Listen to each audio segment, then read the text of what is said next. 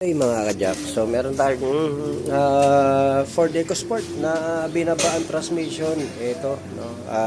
Sabi na may-ari sa umpisa sa drive, nagda-dragging na siya. At tapos parang ayaw tumakbo na mabilis. So, possibility, sa umpisa nga daw, pag lagay mo sa drive, walang hatak. Tapos maya-maya, pagka medyo tumatakbo ng konti, tapos bibilis ng konti.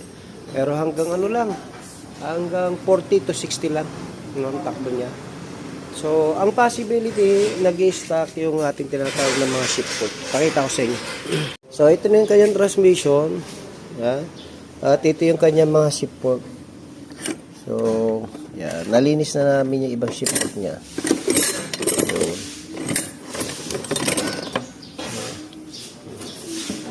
So, yan ang mga shipment ito, nalinis na.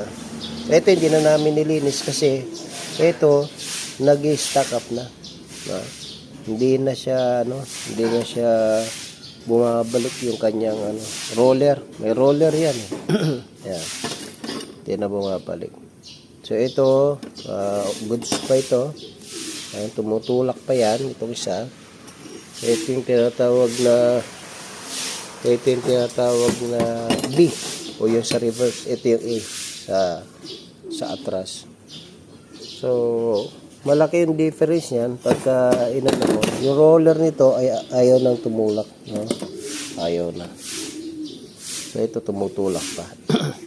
Kaya yun namang ng possibility, nag-stack up kasi nung una, nakangangan na ito, naka-forward na yung kanyang roller. So, nakangangan na.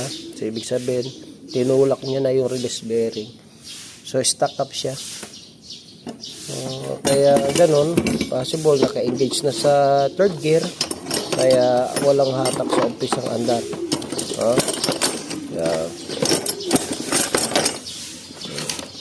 Ayan yung kanya ma-release bearing.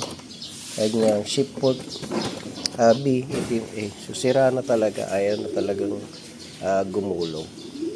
So anyway, binabalo natin, nilinis na natin yan. Ito yung kanyang actuator motor. Ito yung kanyang dual clutch, nireset na ito no? So nilinis na. At sabi na may-ari possibility palitan na lang ng buo lahat para yung kanyang clutch component, dual clutch, shift port, release bearing, para sabay-sabay na. So anyway, medyo may kagastusan lang pagka ganito, no?